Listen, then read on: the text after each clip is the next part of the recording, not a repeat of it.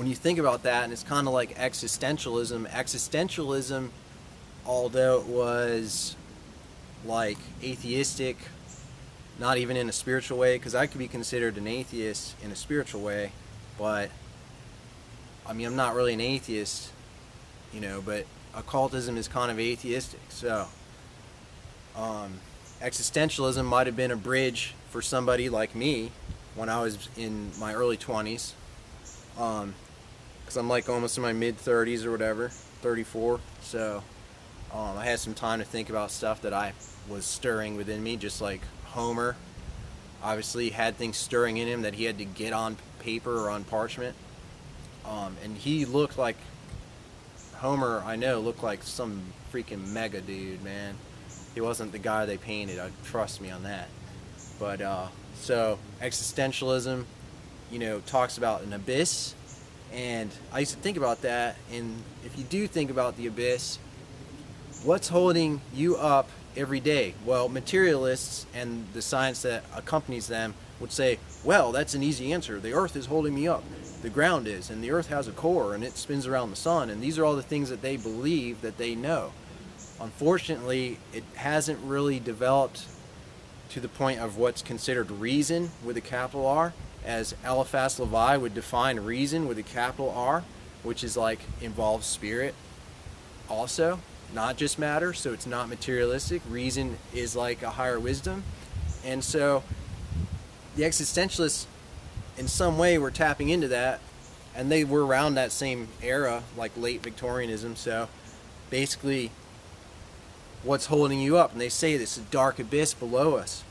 There's nothing holding us up. There's nothing there. How do you know that the earth is really holding you up?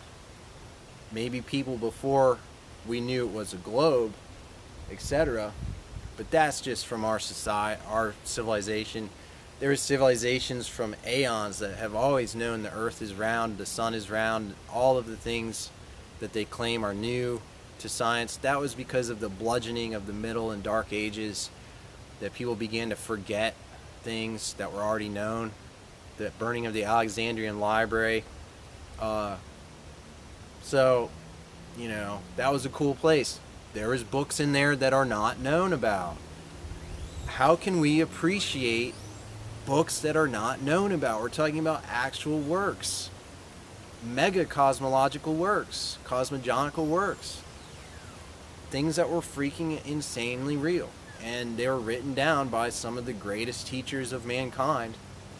But these destructive people went in and had to burn it for whatever passion that they may have been involved in. It was probably the passion of ignorance, similar to how they're burning, dare we say, these ancient cities now. That won't last. Everything's just blowing in the wind, and people get their hearts wrapped up into it. There's no point. Like Epicurus, he'll protect you. Epicurus is there. He's a pillar of reality. And there's a handful of others, and I pinpointed them all that I could, including Bulwer Lydon. Bulwer Lydon is seriously a potent person as far as being is concerned, and he tried to find inner earth and stuff. It's not really a place where we should be. It's like an altered dimension with these flying creatures there that have been there longer than we have been here. But people think about these things from materialism. That's one of my biggest pet peeves, is material science and how they see things, because it's affected like millions of people, and like the majority basically. So when you try to have like a discussion, they're not used to the idea of reasoning, and they even get like tense and stuff when you bring up reasoning. So it's like, when I was turned on to the book that did it for me was the Euthyphro book from Plato and Socrates and stuff, and that flipped me on. And like maybe I dropped some blotter or something like that, but it flipped me on. Like my intellect started soaring, and then I realized reason has something to do with spirit too. And but obviously other forces intervened for me a few times, but it's not going to happen anymore, folks. So I'm slow and steady as always, and trying to at least get some stuff to you. I'm gonna include like an audio lecture that's like free download that is more in depth, because like I guess it's my duty to bring you to par and up to date, and I can't expect that from others. I have to be the one giving it to them, and then maybe someone will catch the drift of it, and if they catch that drift, then I'll have somebody to have a discourse with. But up until now, I haven't really found people that want to discourse about it, because you have certain groups. You have like the university people, which are mostly like agnostic, and then you have like the more mystical people, which aren't really so much like trained in philosophy or reason. And then you have like the fearmongers that are so anything different from what's on TV, they get like cringed and you know, anal about everything. It's like, I didn't know about this. Nobody, when I was born, nobody sent me a rule of things that said, well, these are what we want, and these are the things, and et cetera, et cetera. They just assumed it, so it left like an open space. And that's when the fear began, was because they didn't work it out for themselves, what they wanted. So it wasn't cubed. It was more like kind of left bare. Like it wasn't even pyramidal. It was more like a couple of things here and there, so it's kind of chaotic. So we're brought up in this time and dynasty of the world is the chaos, you know, and they call it Kali Yuga, so it's part of that. So a lot of people have suffered a lot and had bad lives, but the faith that they can have, not faith in that way, but maybe like a belief that gives them like comfort, is the idea of this isn't your only life by any means, and we have some stable representatives of these concepts that themselves have survived death, basically, but it's not what you think. You don't just get up and fly away, but as they increase their level of karma, they're going to be on the other side of life in rest, David Shaw, for longer periods of time. So you won't notice how long it is, because time is a construct of this realm. So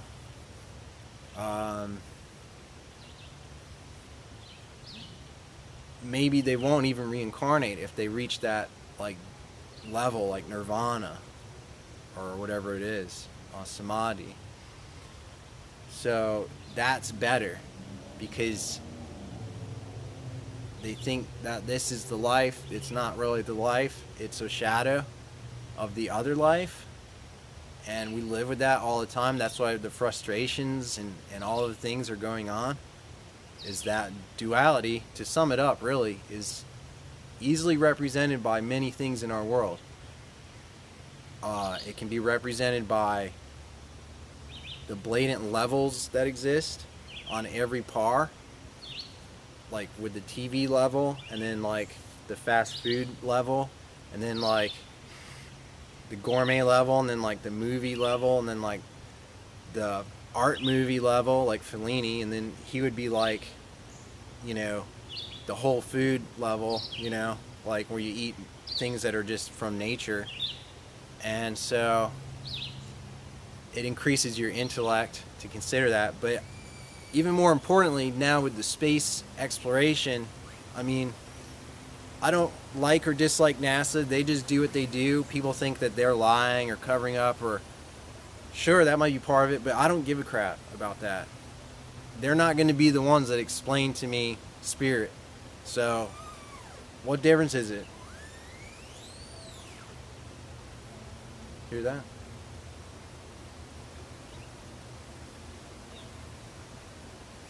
Well, to wrap this up, the other paradigm is that, though. It's not NASA. It's the idea of what is existence based on, say, Blavatsky, versus And she represents occult sciences basically as a purist and no political doctrine except a universal brotherhood and sisterhood of mankind. That was their only political aim. So,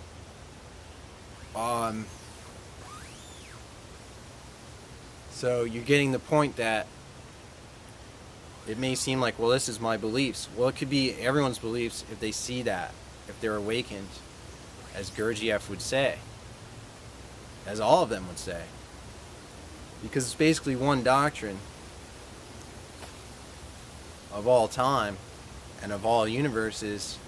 We exist in one place. And then our individuality fades as we get closer to that. That's good.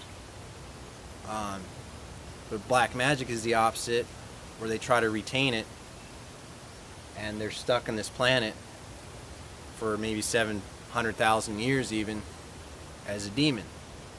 So, in the common loca. But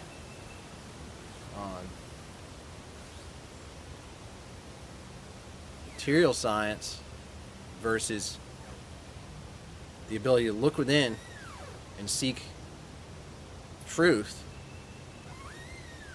from spirit, lining up with science and observation. So it deals with the outer realm or the inner realm. So if you're seeing a conflict of things that are alive and you think things are dead when they're not, they're just changing, but the very molecules in them are made of life, then you can see the truth in that.